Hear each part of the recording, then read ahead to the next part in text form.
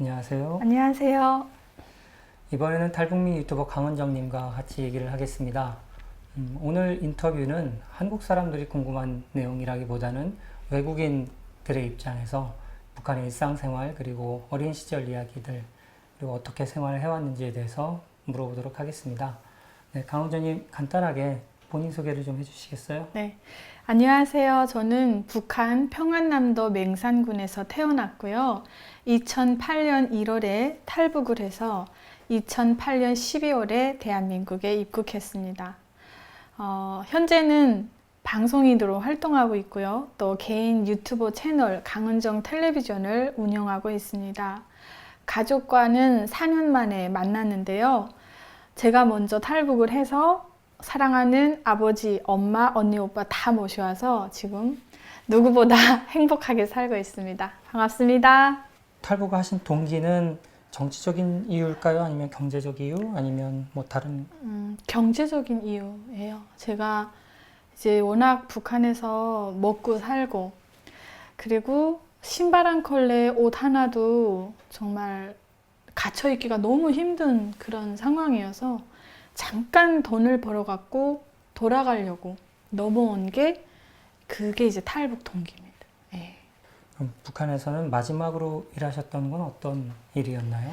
마지막으로 일을 했던 건 합병회사예요. 중국이랑 북한이 이제 이렇게 합병해가지고 북한에 있는 나무들을 찍어서 중국으로 넘겨주는 그렇게 해서 이제 뭐 립밤 이렇게 재가지고 중국으로 나무가 넘어가면 그쪽에서는 또 돈을 보내주고 쌀, 밀가루 이런 것들을 또 받아서 옮기는 그런 합병회사에서 일을 했었습니다. 그 합병 회사에서 그 역할은 어떤 역할을 하셨어요? 보이대라고 들어보셨어요? 보이대는 그 합병회사에 중국에서 넘어온 물자들을 이제 넣어 놓으면은 도둑이 오지 못하게 그걸 지키는, 총 메고 지켜요. 그래서 보이대에서 이제 근무했었고 식모로도 일을 했었고 그러다가 사람이 모자라면 다 이제 나가서 또 그 각자 있잖아요. 그 매서 나르고 뭐 여러 가지 일을 했던 것 같아요. 네. 혹시 선전대 같은 일도 하셨나요? 선전대는 제가 학교를 졸업하고 가장 처음으로 가졌던 직업이에요. 대홍단군 예술선전대라고 우리 오늘날의 교회로 말을 하면은 성가대나 똑같은 시스템이죠. 네, 거기서 유급 가수로 활동을 했습니다. 네. 그리고 돌격대도 갔다 왔고요. 직업이 많았습니다. 돈도 못 받으면서. 네. 고생 많이 하셨어요. 네. 그럼 북한에서의 생활 수준은 상중하로 본다면 어느 정도였을까요? 하 중에도 가장 못 최하. 사는 최하였어요. 네. 그럼 토대하고 성분은 어떠셨어요? 출신 성분은 반동 집안이었어요. 왜냐면 저희 친할아버지 고향이 강원도 춘천이에요. 그런데 전쟁 전에는 개성이 북한 땅 아니 여기 대한민국 땅이었대요. 그러다가 이제 휴전이 되면서 개성이 일부가 북한 땅이 돼버렸는데 그러면서 저희 할아버지가 북한 사람이 된 거죠. 저희 할아버지는 설계사였어요. 그래서 그 개성에 있는 만경대 그 개성에 있는 소년궁전도 설계하셨고 평양에 있는 무슨 극장도 거기 이제 설계에 이렇게 동참을 해서 하셨대요. 그러다가 그 김일성이 지시로 남한에서 온 엘리트 출신들을 다 추방 보내라 이렇게 돼서 일은 일대로 해놓고 이제 맹산이라는 곳으로 추방이 된 거예요. 저희 아버지 9살 때, 저희 삼촌이 3살 때. 그때 우리 할아버지는 개성에 사셨고 우리 친할머니는 개성 시리극장에서 노래와 연극이랑 무용을 다 도맡아 하는 배우셨어요. 그래서 이제 그때 맹산으로 쫓겨와서 제가 태어나게 됐고 저희 친할아버지는 그 불만을 조금 얘기를 했는데 공동 재판을 인민 재판을 받고 그 젊은 36살에 청진에 있는 수성교화소로 가신 거예요. 그게 오늘날 우리가 북한은 정치범 수용소란 말을 안 써요. 관리소라고 하거든요. 근데 그때만 해도 관리소라는 단어를 안 쓰고 수용소 뭐 이렇게 썼다고 합니다. 교화소라고 썼다고 해요. 거기서 생사를 지금도 몰라요. 그러다 보니까 저희는 항상 출신 성분이 안 좋아서 아버지도 학교 때 이제 왕따를 당해서 중퇴하셨고 군대도 못 가셨고 입당도 못 하셨고 그러다 보니까 연좌제잖아요. 그래서 저희 자식들도 뭐 대학 가거나 이런 꿈도 못 꾸고 그렇게 살았죠. 네. 그런 것들이 탈북하는 데 많은 영향을 줬을 것 같아요. 아니에요. 그런 안 영향 줬어요. 안 줬어요? 저는 정신적인 기형아였어요. 지금 생각해 보니까. 그런 천대를 받으면서도 오직 당과 수령, 세뇌가 됐으니까. 제가 탈북할 때 편지를 써서 몰래 이렇게 감춰놓고 나왔는데 6개월만 이제 돈을 중국에서 벌어가지고 북한으로 돌아간다고 했잖아요. 그때 편지에다 뭐라고 썼냐면 저는 북한이 싫어서 나온 게 아니에요. 그리고 장군님이 싫고 우리나라가 싫어서 가는 게 아니다. 가서 돈만 갖고 돌아오겠다고 그렇게 편지를 써놨거든요. 그리고 중국에 친구랑 같이 넘어왔는데 조선 쪽 아저씨랑 싸웠어요. 김정일이 죽어야 된다는 말 한마디에 너무 열받아가지고요. 그 정도로 저는 저희 출신 성분과 달리 저희가 살아왔던 그 정말 안 좋은 대접들을 받았음에도 불구하고 세뇌는 철저한 충성분자였어요. 저는. 집안도 그리고 본인도 계속 그 불이익을 당했는데 왜 그렇게 세뇌를 계속 당한다는 걸 알지 않았을까요? 아니요. 그때는 그거를 세뇌라고 생각을 못했어요.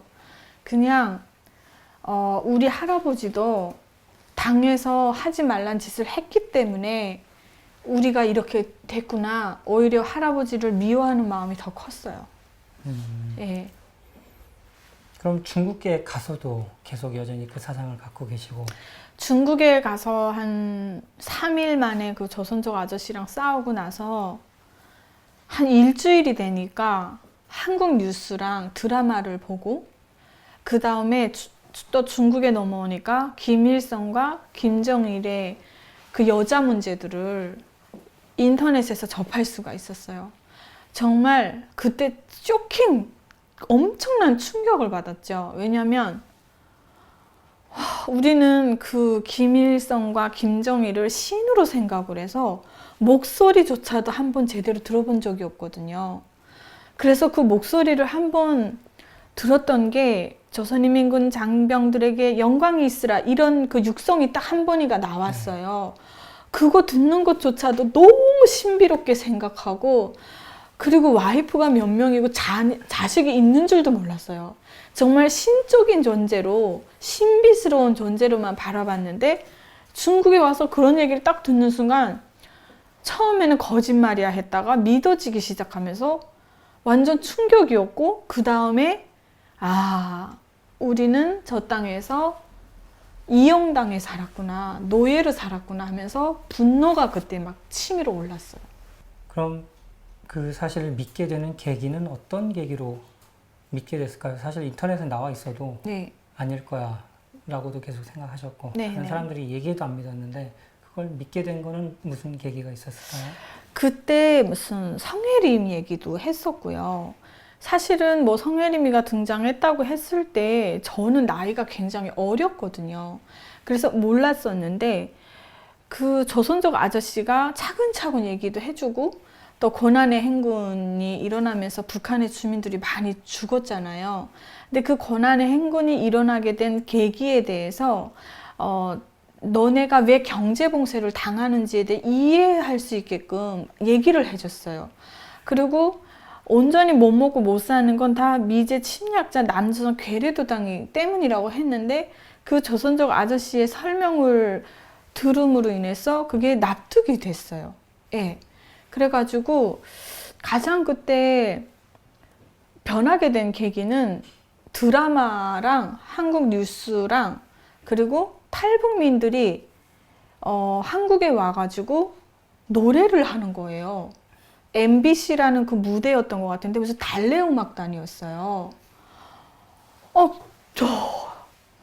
무슨 멋쟁이라는 노래를 부르는데 그게 북한 사람이래요. 왜 충격을 떠받은 거죠. 엄마나 근데 한국에 가면 다 죽인다고 했는데 저 사람들 어떻게 살아 있어요? 그러니까 한국에 가면 죽인다는 게 다 거짓말이라는 거예요. 이제 딱 한 가지로 예를 들기는 어려웠고 그런 여러 가지 일들이 저를 변화시켰던 것 같아요.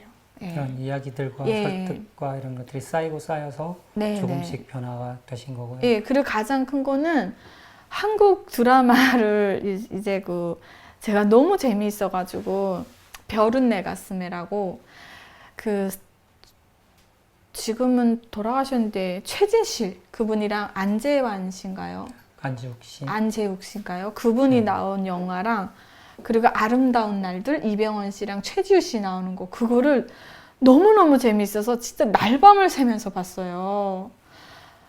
어머나 정말 저렇게 못 살고 거지가 득실되고 저런다는 나라인데 아니 어떻게 그 입은 옷이며 머리 스타일이며 그 풍기는 그 모든 것들이 너무 자유로웠어요. 예. 그 영향도 진짜 엄청난 큰 역할을 했던 것 같아요. 북한에 있을 때는 한국 드라마, 영화 하나도 안 보셨어요? 봤어요. 그런데 그때는 왜 다르고 중국에 나왔을 땐 또 달랐을까요? 저는 지금 드는 생각인데 한 번도 꿈을 꿔보지 못한 사람은 그걸 꿈이라고 생각을 못하는 것 같아요. 내가 북한에 살 때는 세계가 다 그렇게 사는 줄 알았어요. 그렇게 가르쳐 주니까. 예. 그래서 저것도 분명히 우리 조국을 와해시키기 위한 저 남조선 놈들의 책동일 것이다. 이런 생각을 했고요. 그리고 저거는 영화니까 저렇게 만들었겠지. 세상에 어디 저런 드라마가 있고 저런 영화가 있어. 이러면서도 한쪽으로는 굉장히 그게 맞을까? 아닐까? 하면서 막 너무도 궁금한 그 신비의 세계에 빠져가지고 오락가락 했던 것 같아요. 근데 이제 중국에 넘어와서는 시야가 좀 더 뚫렸잖아요. 그러다 보니까 더 빨리 받아들인 것 같아요. 어린 시절이라고 이야기를 해보면 네. 가장 먼저 떠오르는 건 어떤 기억이 있으세요? 그냥 배고픔이었던 것 같아요. 그거 생각하기도 싫은데 배고픔의 고통. 그게 가장 어린 시절에 그 기억이 많이 남는데 제가 이민학교 1학년 올라갔을 때 94년도에 김일성이가 사망을 했거든요. 그리고 95년도부터 식량난이 엄청 시달렸어요. 그러다 보니까 이제 저희는 식구가 6명이었거든요. 아버지, 엄마, 친할머니, 언니, 오빠, 저 막내거든요. 그래서 6명이었는데 그때 뭐 갑자기 국가에서 주던 배급, 분배, 저희는 농장이었으니까 분배를 이제 받았었어요. 그러다가 또 아버지가 어떻게 그 계기가 좀 복잡한데 어떻게 해가지고 그 계급을 좀 바꿨어요. 노동자로. 농장에 있다가. 그러니까 뭐 농장에 있을 때나 노동자가 됐을 때나 이게 배급이 안 나오는 거예요. 그러다 보니까 집에 있던 그 가전을 다 팔았던 것 같아요. 뭐 그때 당시 북한 주민들 집에 색 테레비가 있으면 굉장히 잘 사는 집인데 보통 다 흔하게 흑 테레비가 있었거든요. 포톤이라든가 그리고 본산제 뭐 제품들, 그 다음에 두 번째로 일러줬던 게 소련 제품들이었어요. 저희 삼촌이 소련을 갔다 오면서 소련 다리미, 뭐 포톤 TV 이런 걸 이제 가져와서 보고 있었는데 그런 것들도 다 팔고.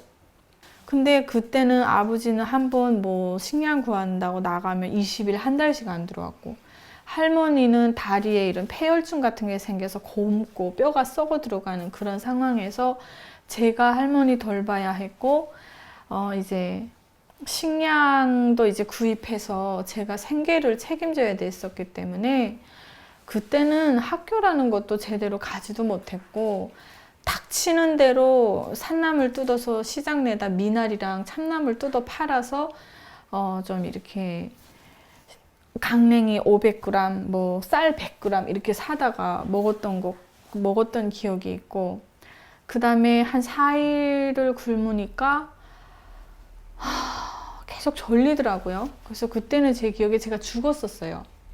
그러다가 어떻게 눈 떠보니까 제가 살아있는 거예요. 근데 상황을 들어보니까 그때 마침 아버지가, 할머니도 저기 방구석에 누워서 이렇게 힘이 없어갖고 쓰러지기 일부 직전에 저도 이제 정신을 잃은 거죠.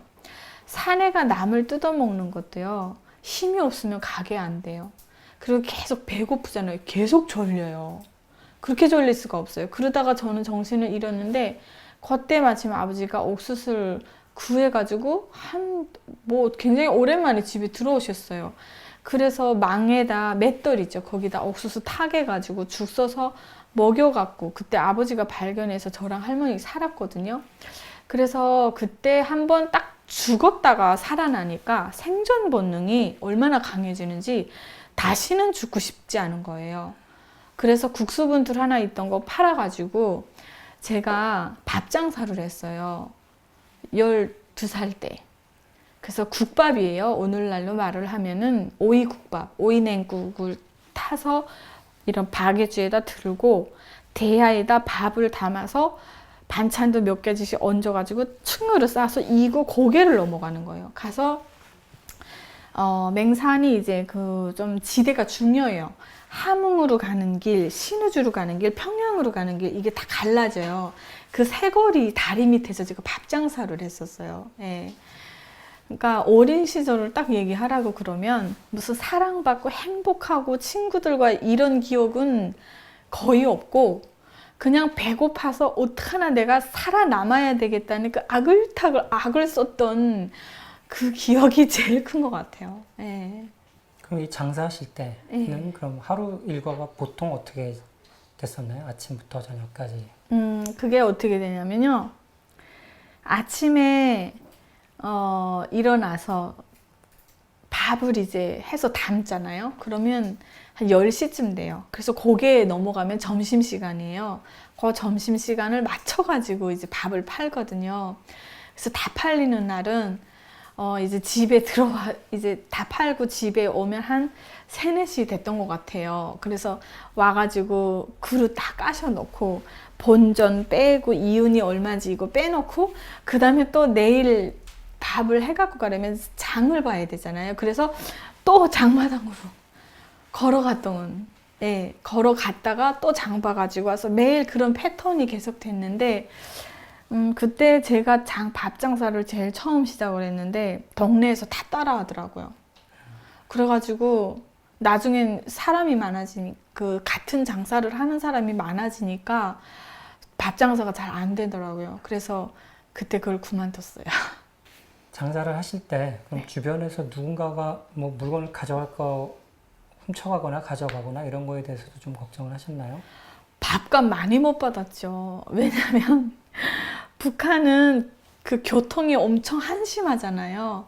그리고 뭐 대한민국처럼 집 앞에 전철이 있고 버스가 있고 이런 것도 아니고, 사람들이 거의 뭐 나달 장사하는 사람도 있고, 또 군관들, 장교들 같은 경우는 뭐 어디를 출장 가는 사람들이 많았어요. 그래서 밥을 이제 팔잖아요. 그럼 밥을 막 먹다가 갑자기 저기서 차가 한 대가 쫙 날아와요. 그러면 함흥 가는데 다 탈 사람 하면은 서비 차니까 돈을 내고 막 타요. 그러면 이 아저씨는 밥을 먹다가 내팽개치고 밥값도 안 주고 그냥 차에 매달려서 쉥 떠나버리는 거예요. 저는 그러면 아저씨 밥값 주세요 하고 거기 가서 막 이렇게 돈을 달라고 할새 밥이 또 없어지는 거예요. 그러니까 지금 이거 잡겠다고 하다 이거 잃어버릴 판인 거예요. 그때 생각하면 전 지금도 눈물 날라고 그래요. 밥 한 그릇 그거 팔아봤자 얼마 남는 것도 없는데 그렇게 해서 떼온 밥이 진짜 너무 많아요. 예. 그렇게 장사를 하시면 학교도 못 가고, 학교를 못 가면 학교에서 이제 배우는 뭐 지도자들은 이러이러하다라고 하면서 계속 세뇌 교육하고 이런 것들을 못 받으셨을 텐데 예. 그런데도 계속 또 투철한 사상은 있으셔서 어떻게 그런 사상이 계속 있었을까요? 그때는 철이 없었잖아요. 어릴 때는.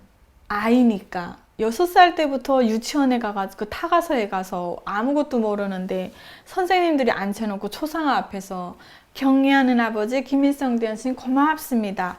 경례한 위대한 수령 예? 다 시키니까 어릴 때 그 순수함을 그대로 받아들였고 저희 같은 경우는 한국에 오니까 학생들이 굉장히 논리적이더라고요. 깜짝 놀랐어요. 우리는 세뇌를 그렇게 받은 데다가 외부와의 접촉도 없고 그리고 그걸 옳고 그름을 판단할 지능이 안 되는 거예요. 그때 뭐 그래봤자 10대 초반이니까. 그러니까 어렸을 때는 마냥 그렇게 단순하게 받아들인 데다가 맨날 뭐 방송에 지금도 기억이 나는데 쪽하면 준전시 선포했어요. 미제놈들이 침략한다고 그러고. 근데 사실 그게 주민들이 좀 시장에 매달려가지고 좀 먹고 살만해서 이게 충성심이 약해지면은 준전시를 선포했던 거예요. 그렇게 해서 또 이제 단합시키고. 근데 그땐 그걸 모르잖아요. 그러니까 계속 거기 이제 동료가 되면서 어렸을 때는 순수하게 믿었고, 뭐 성인이 돼서는 완전히 그냥 이게 맞다, 합당하다 이렇게 더 맹목적인 충성, 세뇌에 그렇게 당했던 거죠. 그 김일성 시대를 경험하셨죠? 네. 어렸을 때 네, 짧게. 네. 그 이후에 주로 김정일 때였는데 예. 그 통치가 조금 달라졌다라고 느끼는 게 있었나요? 그때는 너무 어렸으니까 그런 분별이 없었는데 사실 김정일이가 정치를 제일 못했죠. 사람을 350만이나 죽였는데 고난의 행군. 그럼요. 제일 못했고 달라진 건 없었고 제일 한심했죠. 예. 그래서 어른들이 그 이전과 뭐 그 이후를 비교해서 얘기하거나 이런 거는 들은 적이 있나요? 저는 그 동네에서 할머니들 하는 얘기를 제가 들었던 것 같아요. 수령님 계실 때는 그나마 우리가 쌀밥에 고깃국이라도 먹고 살았는데 장군님 대가 열리고 나서는 왜 이렇게 사람이 많이 죽는지 모르겠다고. 그러니까 대놓고 그런 발언을 많이 못하니까 정말 친한 할머니들끼리 이렇게 수근수근 하는 거밖에는 들었던 기억이 없어요. 이렇게 수근수근하고 얘기를 하게 되잖아요. 조심해야 되니까. 그런 거에 대해서 뭐 이미 유치원 때부터 배우셨겠지만 어떻게 하라고 이야기 듣고 배웠나요? 뭐라고 해야 되지? 당연히 그 장군님과 수령님이 김일성이고 장군님이 김정일이잖아요. 거기에 대해서는 입도 뻥끗, 그 이름 석자도 함부로 우리가 부를 수가 없어요. 그러니까 그렇게 굉장히 조심해야 된다. 그거를 집에서 부모님들 자체가 우리를 교육시켰어요. 말 잘못하면 큰일 난다고. 예. 그래서 그때는 수근수근 하는 그런 것들도 뭐 좀 이렇게 두려움의 대상으로 들었던 것 같아요. 저 할머니들 저렇게 말했다 괜찮을까? 예, 근데 더 충격적인 얘기가 뭐였냐면 지금 생각해보니까 우리 친할머니가 33년생인데요. 일제시대를 겪으신 분이었거든요. 할머니가 그때 그 북한 사회를 탓하지 못해서 이런 말을 했던 것 같아요. 제가 배고파서 누워있는 저를 무릎하게 베어놓고 머리 이 잡아주면서 일제시대도 이렇게 가난하지가 않았다. 굶어 죽지 않았다. 일본 순사가 그렇게 악독하다고 교육을 하는데 은정아 그거 아니다. 우리 할머니가 모순이었대요. 지주집에서.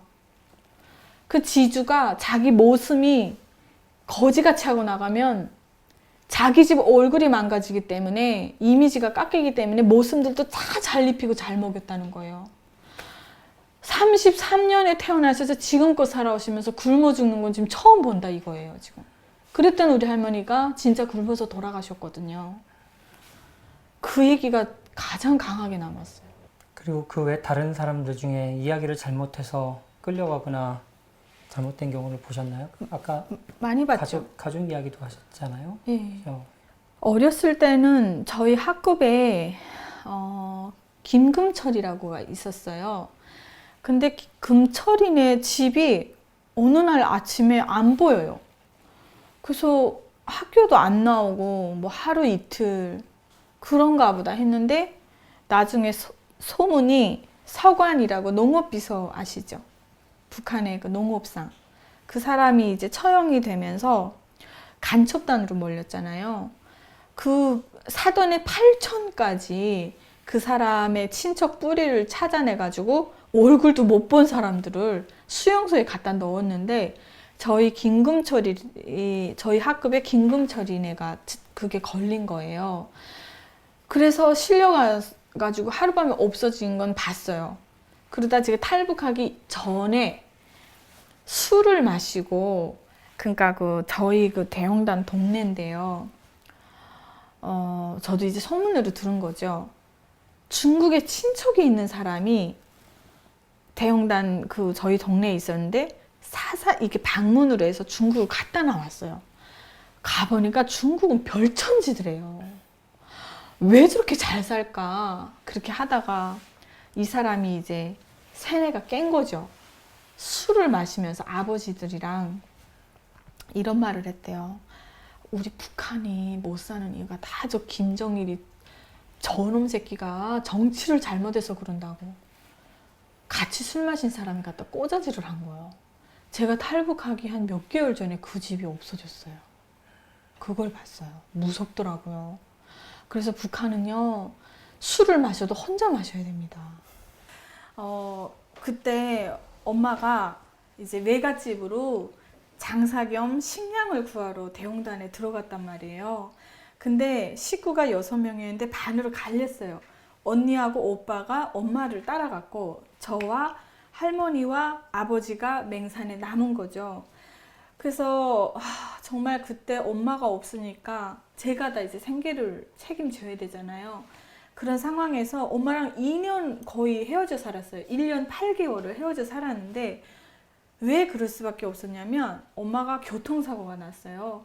북한은요 우상 덩어리예요. 가는 데마다 위대한 수령 김일성 동지 만세 무슨 영생탑이 있고 위대한 영도자 김일성 동지는 영원히 우리와 함께 있다고 맨 이런 탑이에요. 운수대라고 해요. 차사업소를. 그 차사업소 나오는 정문에 이런 횡단구호가 있어요. 거기 뭐라고 썼냐면 위대한 수령 김일성 동지는 영원히 우리와 함께 계신다. 이게 자동차가 북한은 교통이 너무 열악하다 보니까 예를 들어 대홍단에서 평양으로 가는 차 한 대가 있다 하면 거기에는 사람이 벌 때보다 더 많이 몰려들어요. 아주 그냥. 그러다 보니까 운전수는 돈은 벌고 싶은 거예요. 사람들은 타고 싶은 거예요. 그러다 보니까 그 이스즈라고 일본에서 들어온 큰 차거든요. 짐차인데 거기에 사람을 태우고 짐을 실었는데요. 얼마나 많이 태웠냐면 그 차에 우리 엄마가 탄 거예요. 평양으로 나오는 차니까 평안남도 맹산을 지나가잖아요. 그래서 서비 돈을 다 주고 탔는데 그 횡단보도가 이렇게 됐다면은 차의 짐이 너무 높아서 이렇게 쓸려버린 거예요. 그러니까 그 운전기사도 그걸 타산을 못하고 이제 사람과 짐을 싣고 나오는데 중간 정도 와서 차를 세울 수가 없으니까 운전기사가 창문을 내리고 다 뛰어내려라 했는데 저희 엄마는 아줌마잖아요. 언니하고 오빠는 뛰어내렸는데 우리 엄마는 겁이 많고 너무 높고 하니까 무서워서 못 뛰어내리고 그냥 이렇게 엎드린 거예요. 엎드렸는데 그 시멘트 콘크리트 그 구호에 엄마 척추가 이렇게 아예 쓸린 거예요. 그래서 우리 엄마 척추가 신경줄 하나 딱 남고 아예 끊어져 버린 거예요. 그러다 보니까 대소변 받아내고 엄마가 이제 안진뱅이 됐다. 그런 얘기를 저희는 맹산에서 전해 들었고 그래서 엄마가 못 나온 거죠. 그러다 기적적으로 1년 8개월 만에 제가 다리 밑에서 밥 장사하고 있는데 엄마가 왔다는 거예요. 그래서 그때 밥이고 뭐 다 내팽개치고 산을 넘어서 막 날아갔어요. 엄마가 너무 보고 싶어갖고. 엄마가 겨우 이제 걸으면서 맹산까지 나와가지고 저를 보러 논두렁까지 마중 나왔더라고요. 그래서 그때 엄마가 저를 안고 엄청 울었죠.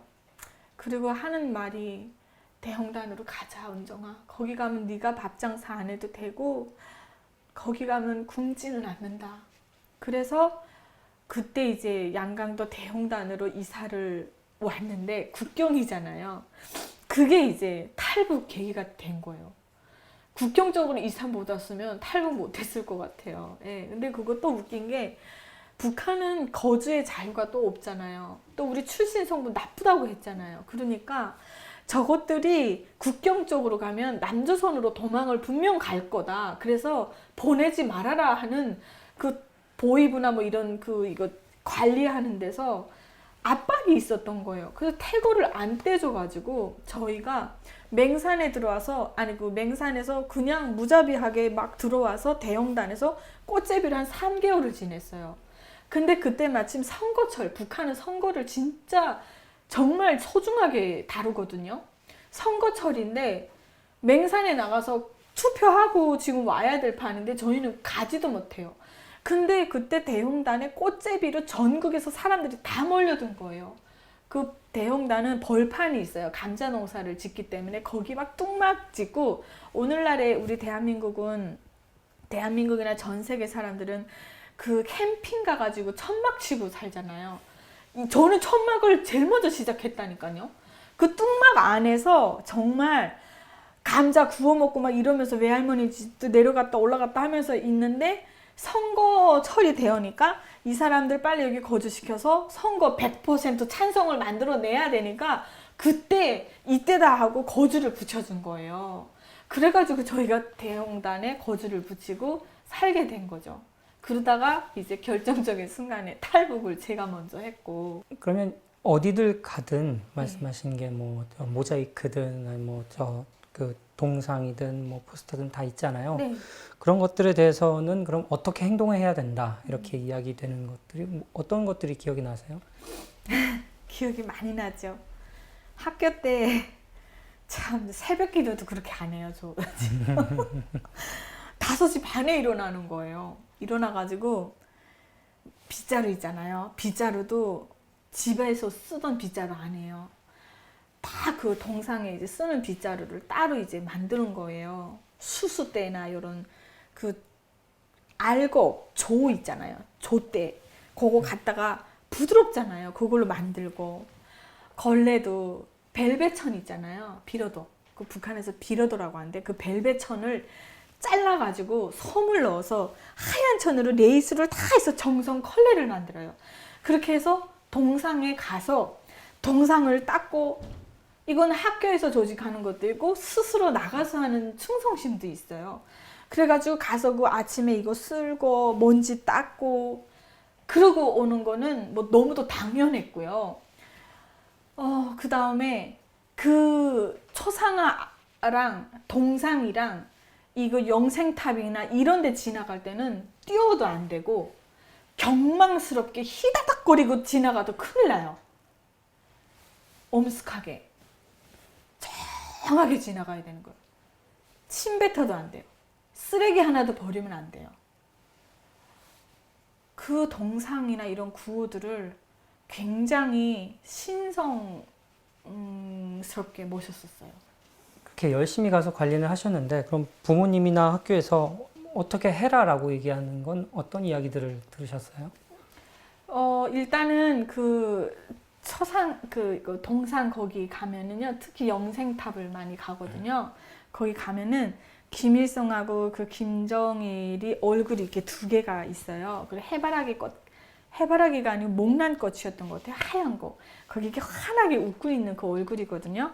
거기 이제 동상이 이렇게 요 동상 앞으로 잔디가 있고요. 그 잔디에 벽돌 있잖아요. 하얀 거 색칠을 해가지고 이렇게 줄을 이렇게 테두리를 쳐놨어요. 그래서 첫째 이제 개똥 같은 게 거기 있는지 없는지 보고 그거 이제 건져내고, 이제 요 하얀 줄 쳐놓은 그 벽돌 있잖아요. 핵가루 칠해놓는 거죠. 그거를 그냥 벽돌이나 돌이라든가 이렇게 착 해놓으면 그거를 그 빗자루를 갖고 가서 사사사 이렇게 닦는 거죠. 예. 그러니까 그런 것들을 뭐 워낙 어릴 때부터 교육 받아왔고 가게 되면 그렇게 했기 때문에 뭐 누가 말 안 해줘도 당연히 가서 그렇게 자동으로 튕겨 나와서 했던 것 같아요. 그 주변에 뭐 풀 뽑고 뭐 이런 일도 다 하시고요. 그럼요. 풀도 뽑는데 잔디에 잡초 같은 게 나면 안 돼요. 낄장구라든가 민들레 이런 거. 그 잡초는 딱 아니 그 잔디는 딱 잔디만 있어야 되는 거죠. 근데 거기 기본적으로 관리원들이 다 있어요. 24시간 지켜요. 반동 나부랭이들이 와가지고 또 이렇게 그것도 해친다고 해가지고. 근데 진짜 반동이 있긴 있나 봐요. 뭘 보니까 그런 게 있어요? 아니 우리 대홍단에 저희 살 때 있잖아요. 이게 동상을 몇 번 파괴를 한 거예요. 동상이 파괴가 된 적이 있어요? 있어요. 있는데 이게 또 파괴가 됐다 해서 소문을 넣게 되면 그 여론들이 또 막 이상하게 요동칠까 봐 그런지 그런 것도 말도 안 해요. 근데 비밀이 어디 있어요? 다 쉬쉬해서 소리가 나오는데 정말 동상을 누가 까부신 거예요. 저기 농사동에 벽 타고 내려와가지고. 근데 그 사람 아직도 못 잡은 것 같아요. 우리 올 때 몇 년이 지났어도 잡았다는 소리 못 들었거든요. 그때 한 번 있었나요? 아니요. 한 번이 아니었어요. 그게 막 농사동 동상이 이제 까부셔진다. 뭐 동상이 군에만 있나요? 다 있거든요. 홍합 농장에도 있고 뭐 모든 군마다 다 있으니까. 그 다음에 또 한 번은 저기 저 삼상 쪽에 뭐 동상에 구미 갔다고 막 그러고 누가 이렇게 까부신 거예요. 그런 얘기가 진짜 많았는데 그리고 낙서를 딱 남기고 간대요. 예. 죽어야 된다고. 김일성 죽어야 된다고. 근데 그것도 우리가 들은 얘기라도 한 번 잘못 말하면 어떻게 그 올감에 걸릴지 모르니까 듣기만 했는데 진짜 동상을 파괴하는 사람들이 있더라고요. 근데 끝내 못 잡았어요. 그때 생각하던 그 동상과 초상화에 대한 생각과 지금 생각하는 동상과 초상화에 대한 생각은 어떻게 달라졌을까요? 저거 까부셔야죠. 저게 말이 됩니까? 네. 참, 저거는 미친 짓이에요. 아니, 어떻게 살아있는 사람의 동상을 갖다 세워놓고 다 절하게 만들고 우상숭배하게 만들고 북한 주민들이 왜 못 사는 줄 아세요? 우상 때문에 북한이 망하는 거예요. 저거는 까부시고 없어져야 될 존재지. 아마 통일되면 일자리가 엄청 늘어날 것 같아요. 4만 개랍니다. 저거 까부시는 일만 해도 진짜 청년들 직업이 늘어나겠어요. 지금은요, 콧방귀가 나와요. 내가 왜 저러고 살았을까? 지금 생각하면은. 북한 주민들은 너무 불쌍하죠. 그렇지만 체제와 주민은 분리시켜 봐야 되거든요. 저도 북한에서 태어나서 거기서 세뇌당한 죄밖에 없어요. 한국에 와보니까 내가 멀쩡한 정신을 다시 가졌잖아요. 예, 똑같은 거예요. 북한 주민들도. 북한 주민들도 세상을 알고 나처럼 이 자유의 맛을 보고 인권이 뭔지를 알면은 저는 다 같은 생각을 할 거라고 믿습니다. 예. 그런 마음을 사실 갖고 있었어도 친구들 사이에 조금씩 다른 이야기를 하기도 하는데 그런 얘기를 전혀 안 하셨나요? 북한에 있을 때? 네, 없었어요. 제 주위에 친구들은 없었어요. 그래도 이제 그 한국 영화 이런 건 보셨다고 했잖아요. 네. 그거는 탈북하기 전이에요. 네, 그러니까요. 탈북 네. 전에도 네. 그 중국에서 보셨다는 건가요? 북한에 있을 때도 보지 않으셨어요? 그러니까 북한에서 봤는데 한국 드라마를 본 건 탈북하기 조금 전에 본 거예요. 조금 전에. 네. 이제 제가 초상화 얘기랑 했잖아요. 그때는 뭐 그런 거 꿈도 못 꾸고 엄두도 못 냈고요.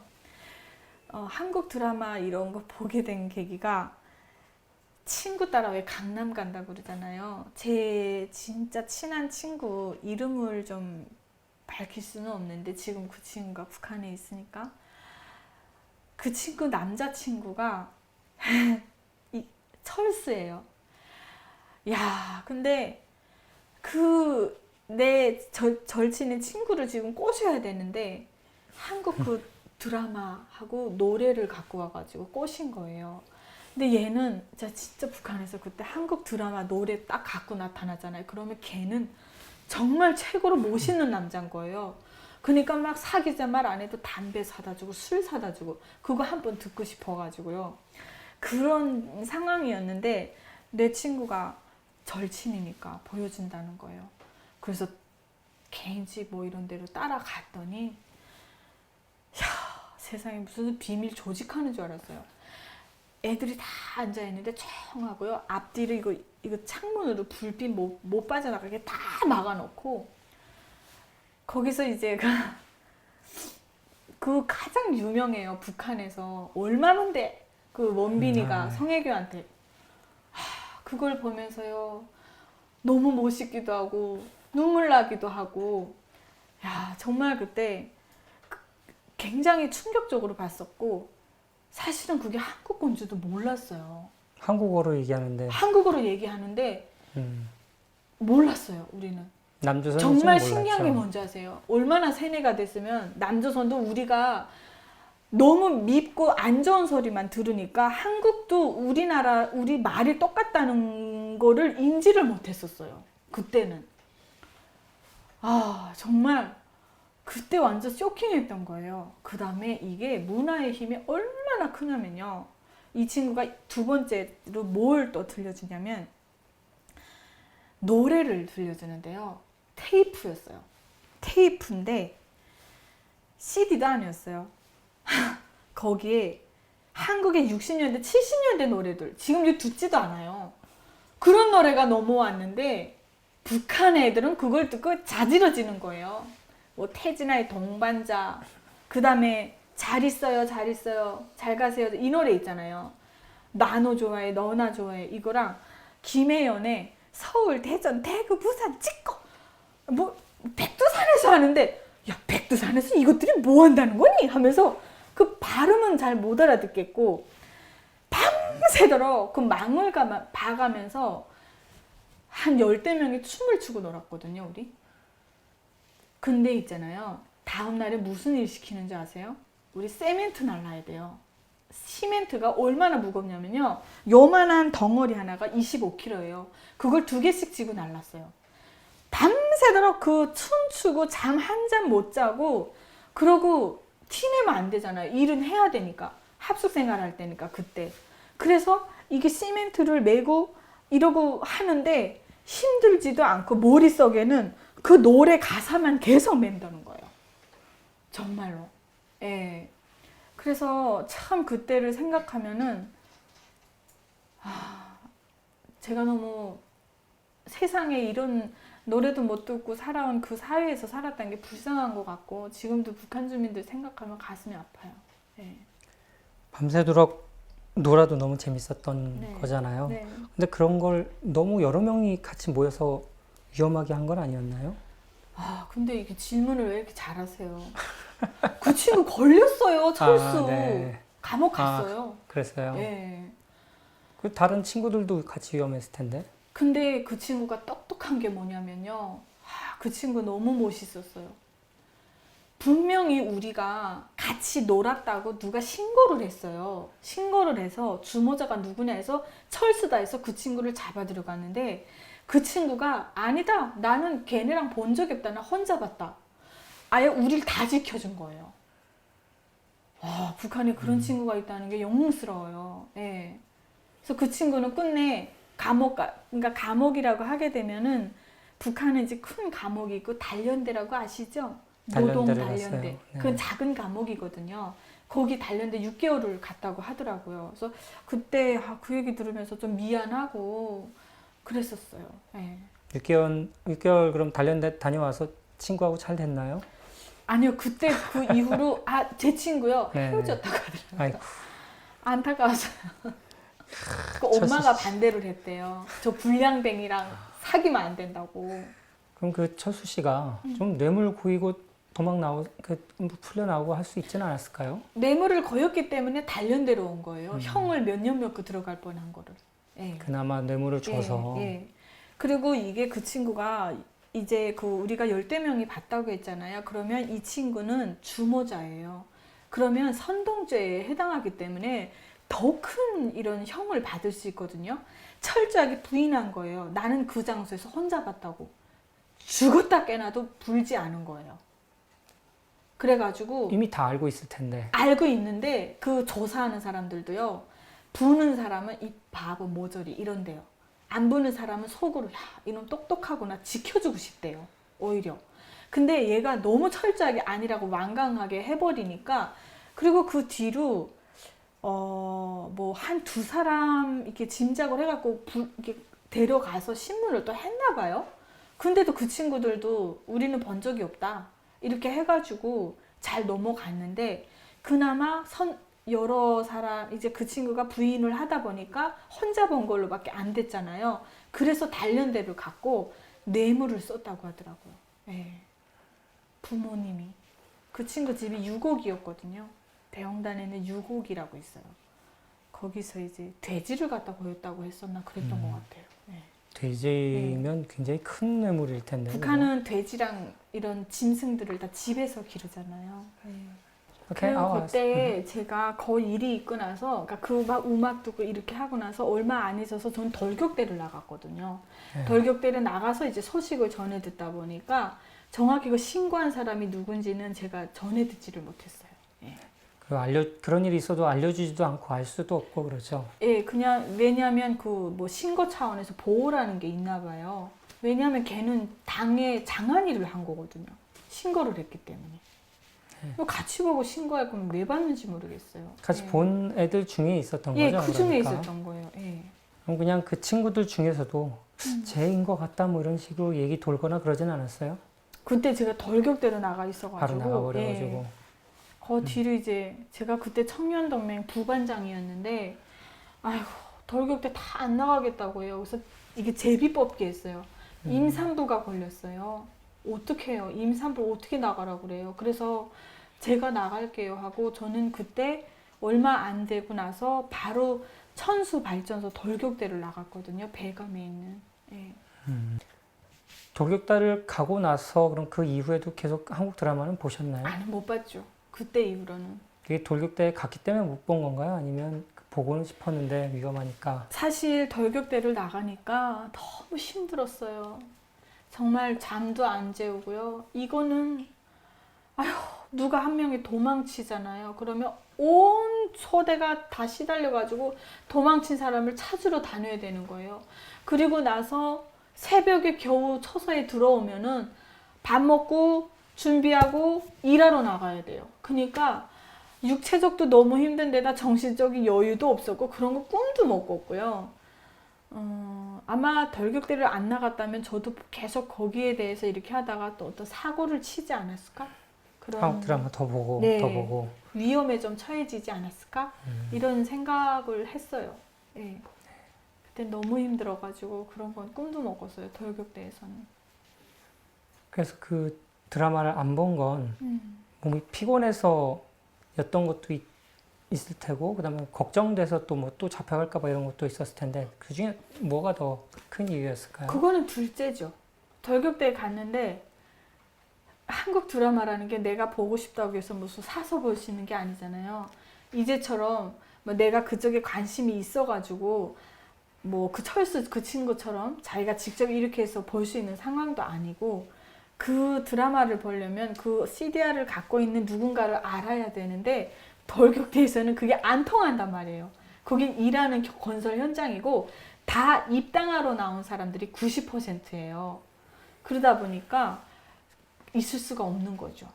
네. 돌격대에 있는 사람들이 거기서 잘 해서 어떻게든 뭐 당에 잘 보이고 싶어서 온 사람들이라고. 당증매로 나왔으니까 북한의 당증이 그 출신 성분과 연관이 되고 성공할 수 있는 가장 그 명함이라고 생각을 하거든요. 왜냐면 인민위원회에서 예를 들어 지도원을 뽑는다 했는데 야, 너 어디 갔다 왔어? 난 덜격대 나가서 헌신하고 입당하고 들어왔습니다 하면은 얘 뭔가 조국을 위해서 했네? 이렇게 하고 그 사람을 먼저 쓰게 돼 있거든요. 그러니까 그 당증을 매기 위한 전투가 엄청 강했어요. 저도 덜격대 한 달 그 교대로 이제 나갔는데 너무너무 이제 그 애들이 저를 무시하는 거예요. 제가 이제 직업이 노래하는 직업이었고 빼짝 말랐고 얼굴을 딱 봤을 때 날라리 같이 보이고 일하게 안 생겼던 거예요. 근데 저는 이미 그 발전소 건설대에서 시멘트도 미고 막 이랬다고 했잖아요. 아, 얘네가 날 우습게 보내 하고 통나무 메고 아예 하루에 그냥 다 조져버렸어요, 제가. 인식을 바꿔버렸어요. 그랬더니 요단에서 저를 식모로 뽑아간 거예요.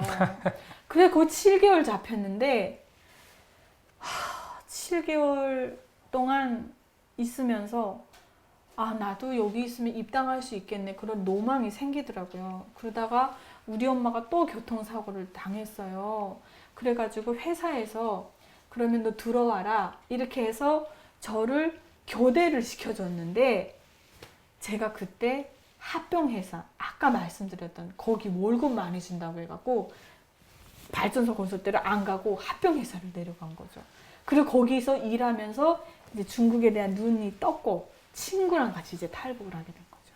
북한 당국에서 뭐 건설하겠다 하는데 여기 인원이 얼마가 필요하다 하면은 전국의 청년들을 다 모으는 거예요. 모아서 대거 투입을 해서 건설을 하는 거죠.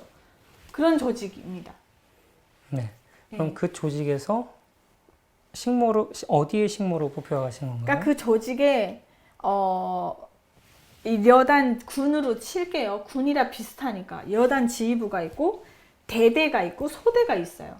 그러니까 그 돌격대를 군대 조직처럼 운영을 하는 거죠. 네네.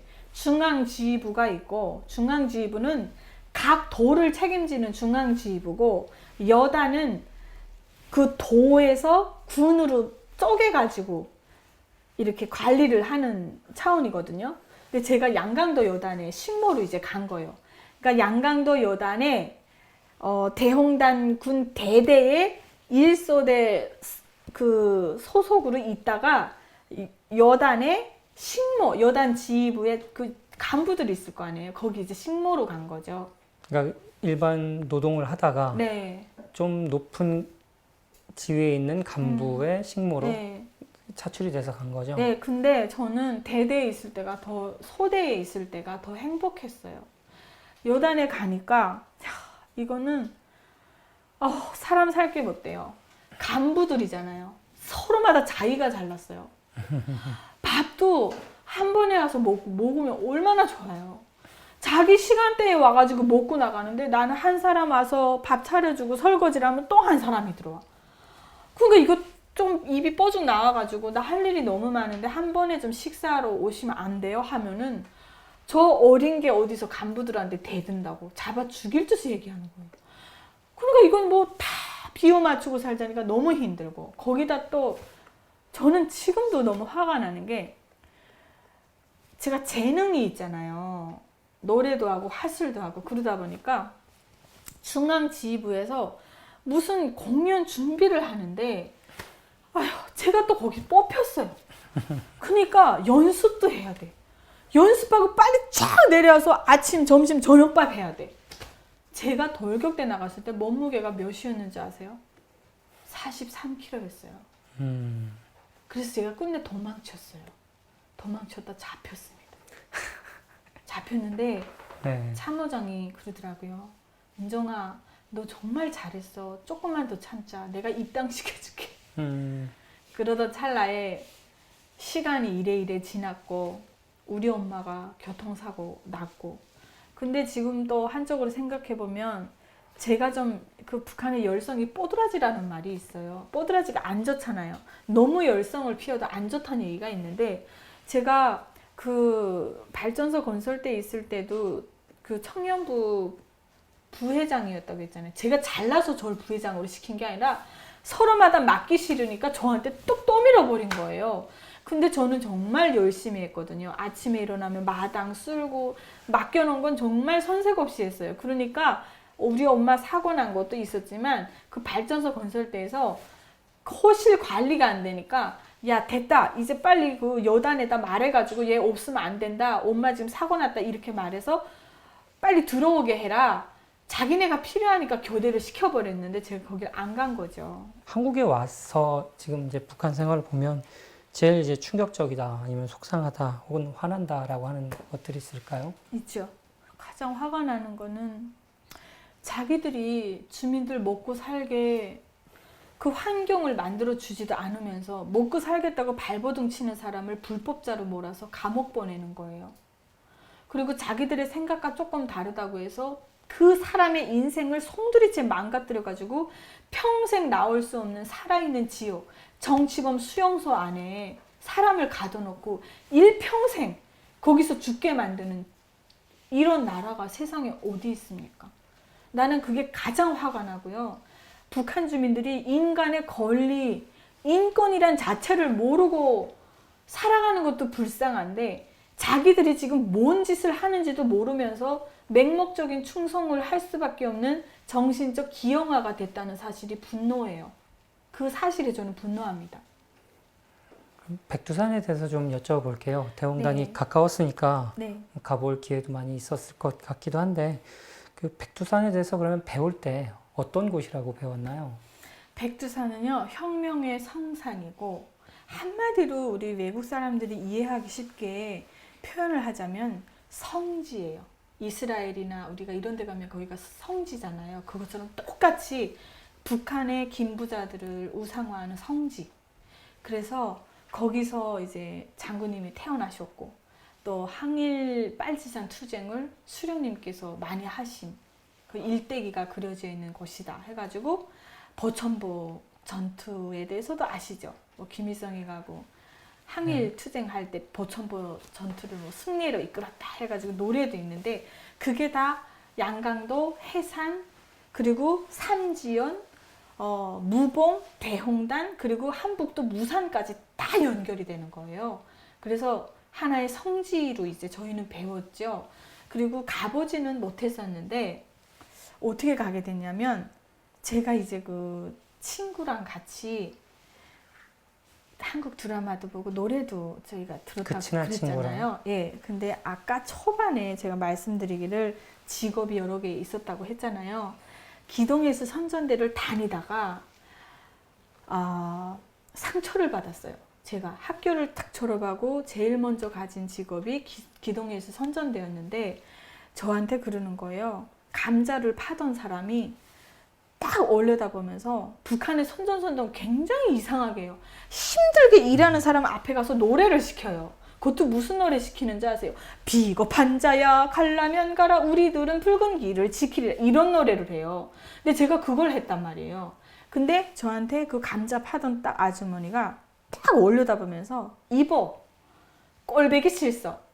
노래 매미새끼처럼 부르지 말고 감자나 하나를 파줘. 딱 이 얘기를 하는데 제가 너무 상처받아서 다시는 그 앞에가 노래를 못 부르겠는 거예요. 그래서 제가 그 기동에서 선전대를 그만뒀어요. 그만두고 싶어도 그만둘 자유도 없어요.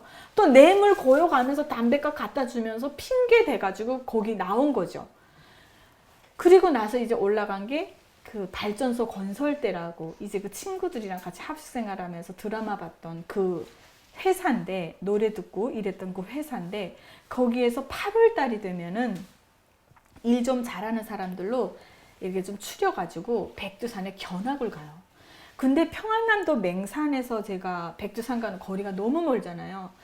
그 막 어릴 때면서 백두산정 정일봉 서백수와 푸른물 하면서 백두산에 대한 그 시만 냅다가라 외우면서 그렇게 선망의 대상으로만 마음속으로 그려봤지 백두산을 간다는 거 상상도 못했어요. 너무 좋아가지고 있는 옷 없는 옷 다 챙겨가지고 뭐 돼지도 잡는데요. 그 회사에서 그렇게 해갖고 백두산을 처음 갔는데 아이고 가는데 그 여름에 갑자기 그 길을 쫙 이렇게 올라가는데 우박이 막 떨어지는 거예요. 한여름에. 그리고 새까만 구름이 팍 왔다가 막 비가 왔다가 또 막 개였다가 그래서 홀딱 다 젖었어요. 그래도 우리가 간다 해가지고 뭐 이렇게 올라가다가 차가 또 고장이 났어요. 그 백두산 꼭대기까지 올라가다가 너무 못 가겠는 거예요. 다 지쳐가지고. 그래서 다 내려왔어요, 도로. 그래서 첫 번째는 실패를 했고 그렇게 어제 2번을 갔는데 3번째만에는 천지까지 올라갔던 것 같아요. 천지를 너무 잠깐 보고 이렇게 해서 기억은 이제 크게 없는데 그렇게 뭐 막 인상이 남고 그랬던 건 없어. 고생했던 생각. 힘들어 죽겠는데. 예, 예. 나는 이게 견학이라면 다시는 안 가겠다고 제가 두 손 두 발 다 들었었거든요. 고생 많이 하셨네요. 그래서 한마디만 더 할게요. 그래서 성격이 지랄 맞은 사람을요, 북한에서는 저 백두산 날씨 같다고 그래요. 백두산 날씨가 금방 좋았다가 금방 비 왔다가 우박 쳤다가 눈 내렸다가 막 알 수가 없거든요. 그래서 지랄 맞은 성격을 백두산 날씨 같다고 그래요, 북한에서는. 집이나 이런 데 초상화가 있잖아요. 네. 초상화를 구하기 위해서 뭐 불 속에 뛰어들어서 구해왔다던가 뭐 이런 이야기들 원래 교양을 많이 하잖아요. 네네. 그런 이야기 들은 거나 보거나 겪어본 일이 있나요? 제가 본 거는 없고요. 많이 들었어요. 그거를 또 북한 당국에서는 또 선전을 엄청 해요. 이렇게 살아야 된다고. 그래서 그 뉴스 매체를 통해서는 많이 봤죠. 근데 실제로 본 적은 없습니다. 네. 그럼 집에도 초상화가 있었어요? 당연히 있었죠. 그럼 그거를 어떻게 관리를, 누가 어떻게 관리를 했나요? 그거를요, 아버지하고 엄마가 기본적으로 했던 것 같아요. 언니하고 오빠는 뭐 워낙 장사 다닌다고 막 왔다 갔다 하고 힘들게 살았기 때문에, 이게요, 북한 집들이라는 게 그래요. 아니, 당국에서는 초상화를 정말 정성껏 먼지 하나 없이 관리를 하라고 하는데 10분 있다가 올라가 보면 먼지가 이만큼 쌓여요. 왜 그럴 수밖에 없나? 북한은요, 이게 뭐 잘 살거나 또는 간부집들은 집이 좋을지 몰라도 정말 일반 평민들, 서민들, 그 대형단의 농사동이나 저희 살던 집이 얼마나 한심한 줄 아세요? 원룸식으로 되어 있어요, 집이. 근데 다 그 집안에서 아궁에서 불 때잖아요. 그러면 불 때다가 굴뚝으로 인해서 그 바람이 까꾸로 이렇게 나오면은 제가 그냥 다 아궁으로 나와가지고 집안을 싹 덮는 거예요. 그럼 초상화에도 그게 묻는 거죠. 그러면 그것도 닦아놔야 돼요. 언제 어느 순간에 인민반장이 올지 모르니까. 그리고 가을 같은 경우에 또 봄이나 이럴 때 사람들이 나무를 뜯어와가지고 밖에서 말리다가 이제 밤이 되면 훔쳐가잖아요. 그러면 그 좁은 방에 그거 또 들여놓고, 가을에도 역시 똑같아요. 알곡을 집에다 싸놨다 담아놨다 말렸다가 이러다 보니까 집안이 그냥 뭐 창고나 거의 비슷하다고 보면 돼요. 그런 속에서도 초상화 관리를 엄청 열심히 해야 돼요. 이제 하도 오래돼 기억이 안 나는데 오후 2시에 한번 이민반장이 나오는 것 같고요. 날짜를 정해서 수요일인가 그때 한 번씩 딱딱딱 나와가지고 그것도 그냥 하얀 장갑 끼고 요렇게 닦아요. 그래서 먼지가 있잖아요. 그러면 좀 친한 집 같으면 이민반장이 봐주거든요. 근데 자기한테 뇌물도 잘 안 거요. 그리고 뭔가 이런 당자금이라든가 이런 뭐 인민군대한테 내보내는 토끼 가죽, 뭐 콩 볶은 것, 옥수수 볶은 거 내라고 하는데 그런 거 잘 안 내는 집들이 있어요. 배째라 하고. 그런 집에 가서는 저희 집 특히 그랬거든요. 먹을 게 없는데 어떻게 내요? 내 새끼도 지금 못 먹여 죽을 판인데 그런 집에 와서는 큰 소리 쳐요. 째려보면서. 당장 이거 당해갔다 신고하기 전에 똑바로 하라고. 여러 번 혼났죠, 저희. 뇌물 달라는 말이잖아요. 그 대놓고 달라는 거죠. 그리고 또 뇌물 거이는 집에 가서는 어쩌는 줄 알아요? 아유, 이 집이 오늘 바빴구만. 내일 다시 올 때는 똑바로 해놨어요. 이러고 가요. 야, 진짜. 초상화 관리를 잘 못해서 예. 무슨 문제가 생긴 적이 있었나요? 있었죠. 참. 북한의 집들이 다 그런 건 아니지만 저희가 이제 살던 집이 원룸식이었다고 그랬잖아요. 근데 하도 집이 오래돼가지고 찌그러졌어요.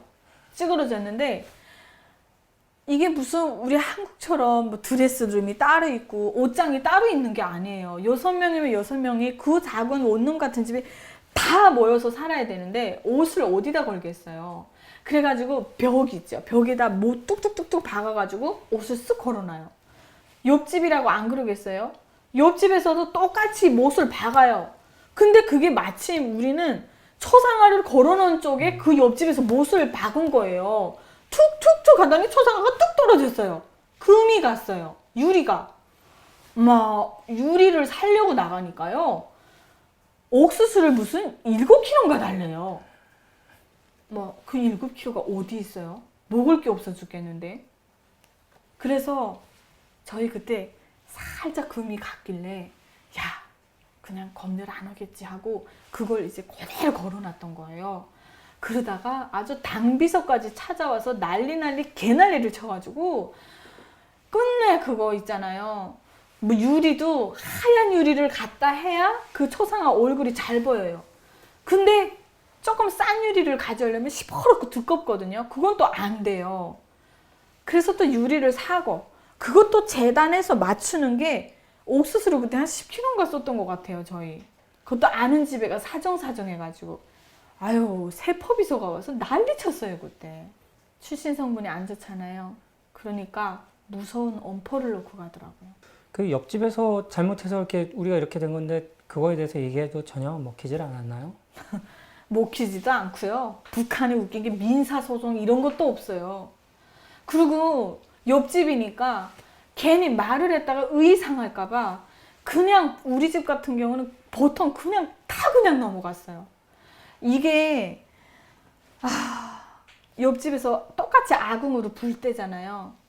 근데 이제 제 방송을 듣는 분 중에 뭐 북한 사람이라면 공감을 할 건데 옆집에서도 불을 떼고 우리 집에서도 불을 떼고 그리고 북한은 짐승을 기르면 마루 밑에다 닭이랑 많이 키워요. 밖에 놓으면 훔쳐가니까.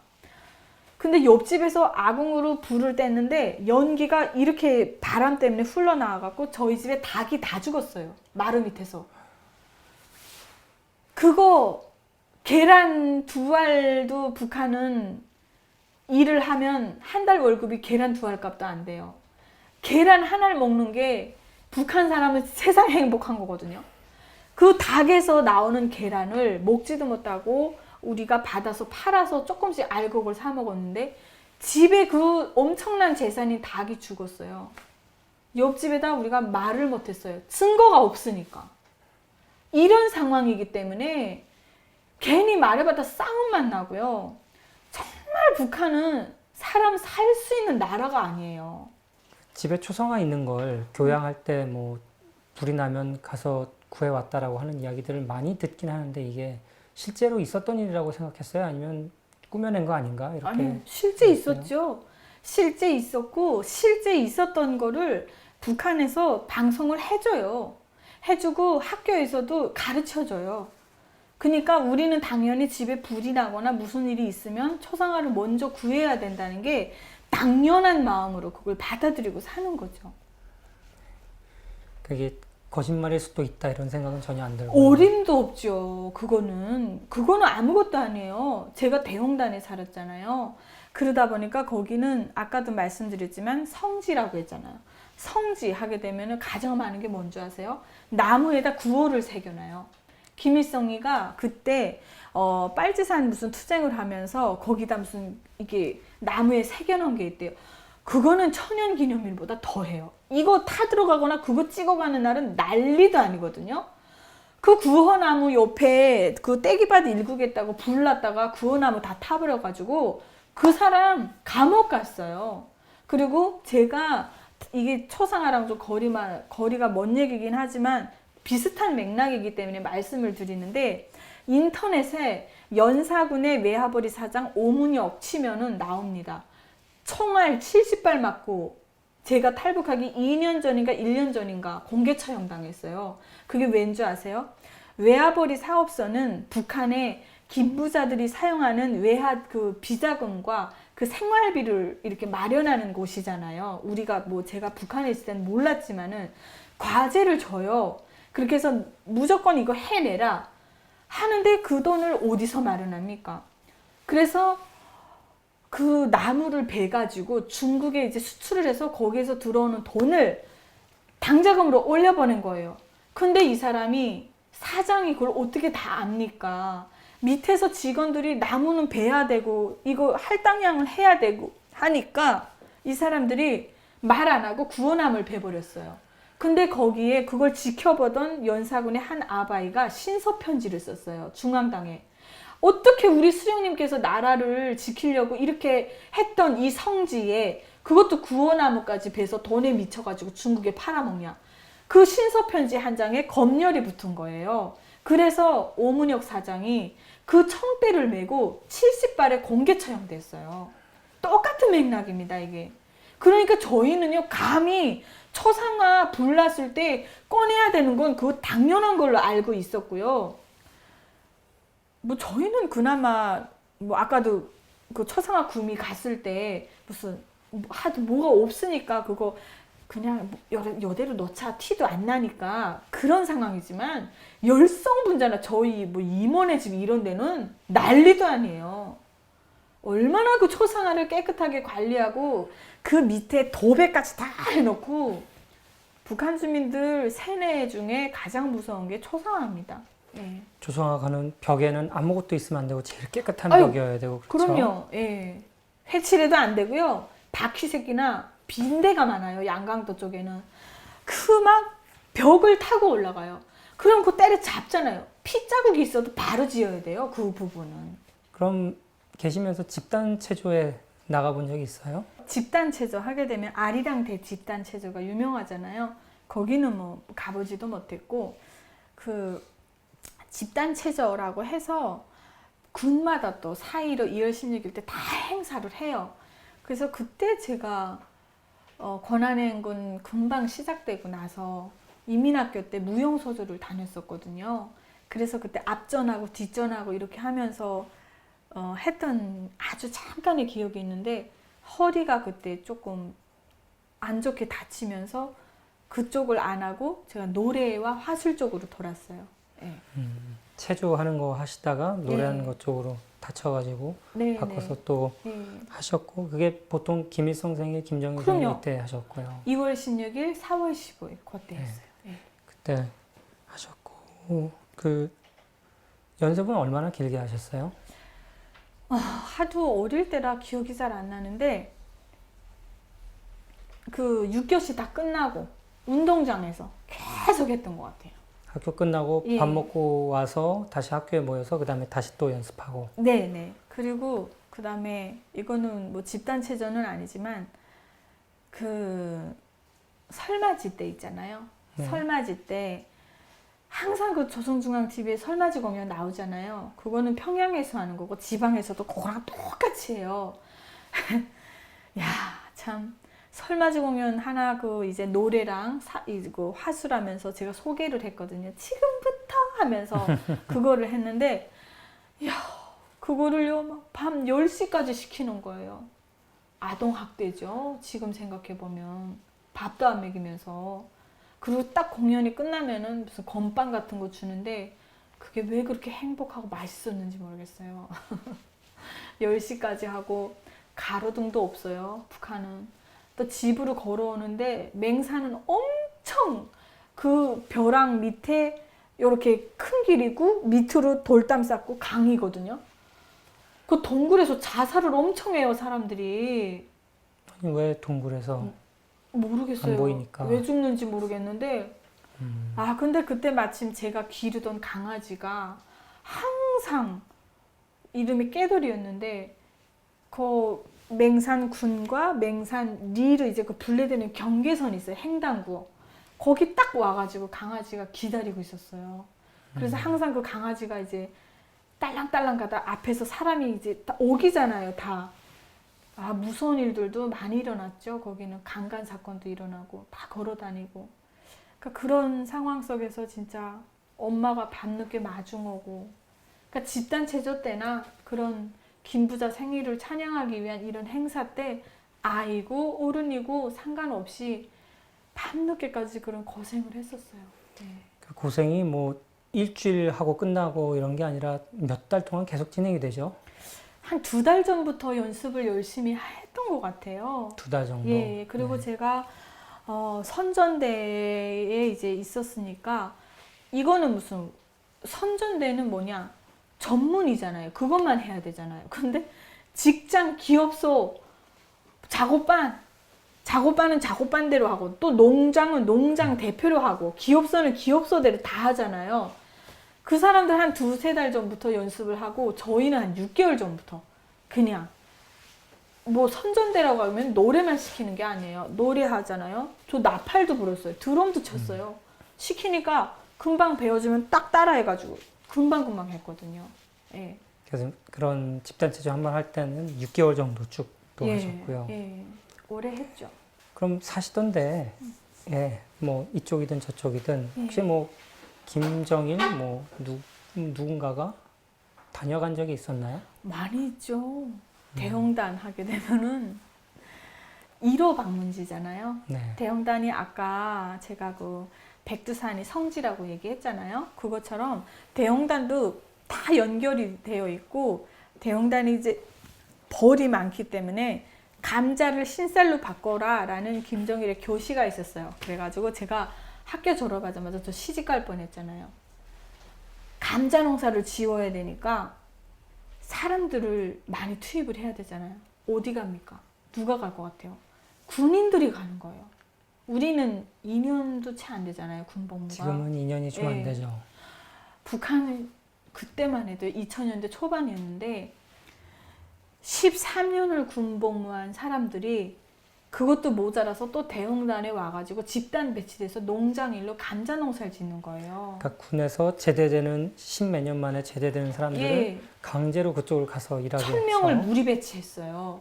근데 그 1000명을 결혼시켜줘야 돼요. 그러니까 지나가는 쟤네 오고 가는 거 다 붙잡아다가 부모 설득시켰는데 제가 걸렸어요.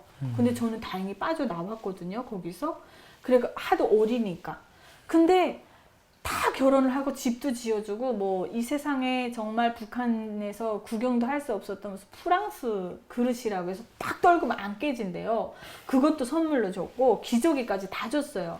그 다음에 정주영 회장이 한국을 방문했을 때 TV를 줬어요. 아니 저 북한 방문했을 때 금강산이라는 색테레비를 줬어요. 그거를 1000명 제대군인한테 다 공급을 해줬거든요. 그러니까 그 정도로 대형단이 엄청 김정일의 큰 1호 투자 관심지였고 성지였고 이러기 때문에 어디에서도 볼 수 없는 기계화를 저는 대형단에서는 본 것 같아요. 무슨 감자 캐는 기계도 저기 스위스에서 많이 막 들어오고 이랬었는데 그때 제가 들어가기 한 2, 3년 전에 저희 기동에서 선전돼서 김정일이를 모셨다고 말을 해야 되죠. 북한식으로 표현해야 되니까 김정일이를 이렇게 모셔가지고 1호 행사를 한 예술 선전대예요. 그래서 굉장히 그 자긍심이 있는 예술 선전대에서 제가 일을 했거든요. 근데 이건 재미있는 독담인데 김정일이가 와가지고 대형단에 와서 그 홍합 농장을 방문을 해서 그 한 제대군인 집을 딱 들어가서 현지 지도를 했는데 이 여자가 중앙당 간부집 딸이었던 거예요. 정말로 자기가 당의 유훈을 받들어서 온 게 아니라 아무것도 모르는 고위자란 당 간부집 딸이 여기 아버지 말 듣고 너 가라. 가면 장군님 딱 현지 지도 할 때 내가 너 접견자로 만들어주겠다. 이렇게 해서 다 그림을 그리고 내려보냈는데 그대로 된 거죠. 이 여자가 저처럼 만삭인 거예요. 만삭인 상태에서 김정일이를 딱 만났는데 노래도 있어요. 대용이와 홍단이 유튜브 치면 나와요. 장군님 제 뱃속에 있는 아이를 이름 지어주십시오 하니까 김정일이가 뭐라 했냐면 딸이면 대용이 예? 아니 아들이면 대용이 딸이면 홍단이라고 지어라. 그래서 진짜 딸 아들 낳아가지고 대용이와 홍단을 지었습니다. 예. 이런 것도 있고 김정일이가 무슨 그렇게 무서운 게 많아가지고 낮에나 올 거면 올 것이지. 야 신비로움을 조장하는 데는 선수예요. 이틀 3일을 우리 장군님 언제 오시나 기다리는 거예요. 온다고만 말해놓고 언제 오는지는 국빈 거예요. 그러다 딱 들이닥쳐서 온다 하면은 그때 장군님 이렇게 되는 거죠. 얼마나 그게 지치고 힘들겠어요. 근데 그때 우리 예술단에 경희 아줌마라고 있었어요. 하도 1호 행사 뭐 공연을 다 준비해놨는데 언제 오는지 모르니까 온다 하다 안 오니까 이 이모가 시간을 받아가지고 무산에 장 보러 내려간 거예요. 장 보러 내려갔는데 그때만 해도 핸드폰이 있습니까? 없잖아요. 당장 지금 군선전대 군당에서 선전부로부터 장군님이 이제 오늘 저녁 온다고 연락을 받았는데 다 준비시키라고 했는데 이 아줌마는 무산에 있었던 거예요. 무산에 어떻게 연락을 못 해가지고 1호 행사 끝난 다음에 집으로 도착한 거예요. 그래가지고 그 아줌마는요, 난 아직도 안 잊혀져요. 우울증 왔나 봐요. 지금 생각해보면 북한에 우울증이란 말도 없고 병도 없어요.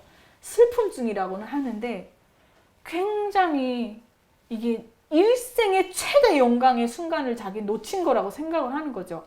그래서 우기시침해가지고 그냥 못나고도 사나 이렇게 보일 정도로 사시더라고요. 네. 그리고 항상 가슴에 이 초성화 들어가 있는 핀, 그 배지 달고 다니잖아요. 네. 그 것에 대해서는 그럼 어떻게 생각하셨어요? 그거는 안 달면 안 되죠. 당연한 거고 마음속에도 모셔야 되고 동상에도 모셔야 되고 머릿속에도 모셔야 되고 그러니까 이게 육체가 내 육체지. 그러니까 육체가 그냥 뭐 나는 태어났으니까 내 몸이지 내 생각과 뜻이 없는 거예요. 이 안에는 그냥 온통 다 김부자 사상으로 다 무장을 하고 그 초상화 같은 경우도 검열을 해요. 청년동맹에서 안 달잖아요. 사상투쟁이에요. 네. 초상화도 무슨 당상이라는 게 또 있어요. 그리고 3대 장군상이 있어요. 근데 그것도 아무나 못 달아요. 3대 장군상 이런 것도 당 간부들만 달 수 있는데 당상은 새빨갛고 멋있거든요. 나름. 그리고 일반 초상화는 그냥 좀 아이보리한 그런 판에 김일성이 그 사진이 있는 것도 있고 김정일이 사진이 있는 것도 있는데 그것도 충성심이 좀 있고 괜찮은 집 딸들은 그것도 좋은 거 구입해갖고 달고 다니고 저는 다행이라고 생각하는데 그 정도까지는 아니었어요. 네. 이게 조금 한정판이라고 할까요? 좀 다른 디자인이 있으면 그것도 구하려고 열심히 일하고 하던데. 그렇죠. 근데 초상화라는 게 장마당에서 거래됩니까? 안 되잖아요. 이거는 딱 단기간을 통해 내려오거든요.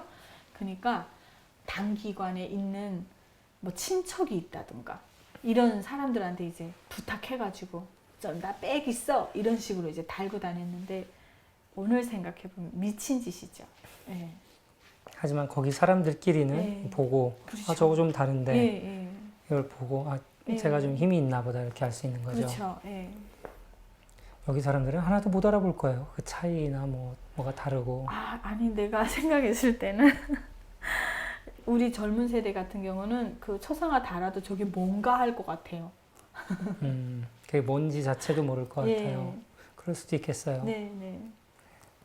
그리고 나서 중국으로 나와서 네. 인터넷으로 이제 검색도 해보시고 그렇죠. 다른 것들 보면서 많이 바뀌셨잖아요. 네, 네. 인터넷에 대해서는 그러니까 중국 가서 알게 되신 거죠. 그럼요. 우리는 인터넷이 있는 줄도 몰랐어요. 북한 안에도 이제 다른 망이나 뭐 네트워크가 있긴 한데 그런 건 들어보지도 못하고 써보지도 못했죠. 몰랐어요? 아예 몰랐어요. 네. 중국에 갔을 때는 어떻게 그 인터넷이라고 하는 걸 접해 보셨어요? 그게 사실 저는 6개월 돈 벌려고 넘어왔지만 동네 언니가 저를 꼬셨거든요. 알고 봤더니 제가 팔려온 거예요. 제가 3번 팔려갔어요, 중국에서. 근데 딱 중국에 갔을 때 저희는 너무 들뜬 거예요. 빨리 돈 벌어갖고 돌아갈 생각에 야, 중국에서 6개월만 벌게 되면 북한 가면 부자 된대. 이런 생각에 넘어왔는데 일자리를 달라고 하니까 야, 내가 너네 돈 주고 샀어. 이러는 거예요. 그래 너무 화가 나서 문박차고 나왔다가 갈 데가 없으니까 다시 제가 그 집을 찾아 들어갔어요. 그래가지고 거기 이제 있는데 우리를 세워놓고 내 친구 우리미하고 둘이 탈북했는데 앞으로 옆으로 뒤로 다 사진을 찍어요. 그리고 여기 저기 다 뿌린대요. 그리고 이제 우리 사겠다는 사람이 나타나면 저는 팔려 가야 되는 거죠. 그 기간 동안 저희를 사겠다고 이제 사람이 나타날 기간 동안 저희가 집에 있으니까 밖에도 못 나가고 딱 갇힌 생활하는데 어떡합니까? 그러니까 그 조선족 아저씨가 드라마도 많이 보여주고 왜냐면 저희를 화나게 하면 안 되잖아요. 저희는 굉장히 애들이 셌어요. 반항하고 말 안 들었어요. 그래서 3번 팔려갔어요. 감당이 안 되니까 다른 브로커한테 팔더라고요. 그런 상황에서 저희를 굉장히 좀 잘 달래주려고 이건 인터넷이라는 거다. 한번 해봐라. 뭐 자판기 어떻게 두드리는지 모르잖아요. 근데 북한에서 자판기라는 거 무슨 이게 뭐 컴퓨터 좀 잘 사는 집 애들이 배운다고는 말은 들었거든요. 뭐 글자 치는 걸 알려주더라고요. 그래가지고 이게 다 보이잖아요. 그래서 이제 인터넷을 그렇게 접했던 거죠. 그럼 인터넷을 어떻게 쓰는지 알려주고 했을 때 그때 그럼 처음에 어떤 것들을 찾아보기 시작했어요?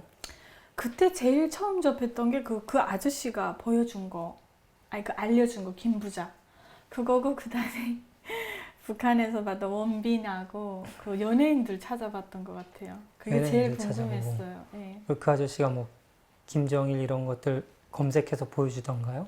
예, 처음에는 그렇게 알려줬고 너네가 이렇게 하면 원하는 거 치면 두들기만 하면 나온다. 그래서 그거를 해봤고 그 다음에 그 이제 말씀드렸지만 연예인들 원빈 그 다음에 권상우, 최지우 정말 이런 사람들이 존재하나 봤는데 와 드라마에서 보던 거랑 또 다르고 작품들도 너무 많은 거예요. 그리고 돈을 그렇게 많이 번대요. 그 다음에 제일 때려 죽이고 싶었던 게 누구예요? 김태희였어요. 김태희. 왜요? 너무 악역으로 봐가지고 막 분노를 하면서 봤거든요. 네. 그래서 근데 세상이 이쁘고 드라마랑 또 다른 거예요. 그래서 그게 신기했고 그 다음에 노래, 한국 노래. 내가 이제 북한에서 들었던 가수들의 목소리를 중심으로 해서 그 물어봤죠. 제목은 그때 잘 몰랐으니까 라라라라라라라 이런 이게 무슨 노래인지 아시냐고 하니까 알려줘요. 그래서 이제 그 노래를 마음 놓고 이제 들어봤고 장윤정 노래를 또 많이 들었고 그러면서 꿈이 생긴 게 아, 나도 한국에 가면 조금만 배우면 장윤정이보다 더 잘할 수 있겠다. 이런 예, 달래 음악단도 보면서 아니 달래 음악단이 저 정도라고? 난 더 잘할 수 있는데 이런 꿈이 있었어요. 예. 네. 주로 뭐 정보도 정보지만 주로 연예 관련된 그렇죠. 것들 처음에는 보셨나요? 우리는 정치적 식견과 지식이 없기 때문에 그 단순한 한국을 동경할 수밖에 없는 거기에만 처음엔 다 빠져 있습니다. 솔직히 말하면. 예. 한국이란 나라도 궁금했고. 근데 한국에 대해서는 그렇게 뭐 보지는 못했지만 드라마, 노래를 그렇게 부지런히 듣고 찾아봤던 것 같아요. 예. 그런 연예 뉴스들을 보고 하면서 조금씩 이제 뭐 다른 것들도 찾아보시고 그리고 또 그 얘기했던 그 조선족 다른 할아버지가 계속 정보도 알려주시고 하다 보니까 생각이 많이 바뀌게 된 거잖아요. 그렇게 바뀌는 경험을 해보셨을 때, 그런 경험이 북한 사람들한테도 좀 전달이 되면 어떨까 이런 생각도 해보셨죠? 그때는 사실 못했어요. 그때는 제가 언제 무슨 북한 사람 생각하고 이럴 지능이 못 됐습니다. 오늘은, 지금은 너무 간절하죠. 하나의 대한민국의 문화와 이런 드라마, 이런 작품들이 청 한 방 안 쏘고 북한 주민을 변화시킬 수 있다는 거, 그 확신. 그렇기 때문에 저는 그 되지도 않을 쌀이고 뭐고 자꾸 갖다 주지 말고 그냥 밀수로 북한 주민들 많이 그거 보고 깰 수 있도록 그런 역할이 더 낫지 않겠나. 사실 이런 생각도 했어요. 우리 맨날 뭐 한국에 오니까 쌀이 그렇게 많이 가고 의약품이 가고 여기 와서 알았죠. 북한에서 몰랐어요. 한 번도 받아본 적 없으시죠? 한 번도 안 받아봤다면 거짓말이죠. 김부자 생일 때 200g, 100g 한국 쌀을 호남 쌀이라고 했어요. 그거 받아서 밥 해 먹어봤어요. 장마당에서도 한국 쌀이 제일 비쌌고요. 그리고 특히 마대, 그 한국 쌀 담아왔던 포대가 질기니까 그게 비싸고 인기가 많았어요. 그거 다 어디서 나오나? 군으로 가면 군인들이 팔아먹고 그 단간부들한테 가면 단간부들이 팔아서 결국엔 주민들은 야매로밖에 그걸 못 사 먹는 거예요. 장마당에서. 그럼요. 단 한 가지 이득이 있다면 대한민국은 이렇게 잘 사는 나라래 라는 거를 주민들이 어느 정도를 알게 하는 효과가 있겠죠. 결국에는 그게 군이나 이런 데로 들어가서 체제를, 그 생명을 연장시켜 주는 것밖에 안 되잖아요. 그래서 저는 진짜 북한 주민들이 원하는 게 뭔지를 잘 고심해서 저들의 세뇌가 바뀔 수 있는, 세뇌가 바뀌면 모든 게 바뀝니다. 가장 중요한 거는 밖에서 문을 두드려주는 역할은 우리가 할 수 있어도 북한에서 주민들이 들고 일어나고 주민들이 변화되지 않고는 저는 어렵다고 생각이 들더라고요. 제 말이 뭐 다 맞는 건 아니지만 제가 느낀 견해는 그렇습니다. 네. 네, 알겠습니다. 그래서 오늘 이야기를 정말 잘 들었고요. 말씀하신 대로 안에서 사람들이 변화가 있어야 실질적인 변화가 있을 것 같아요. 그래서 여러 가지 우리가 다양한 방식으로 노력을 하고 해서 실질적인 변화가 어떤 방식으로든 나왔으면 하는 바람이 있습니다. 네, 오늘 이야기 잘 들었고요. 고맙습니다. 감사합니다.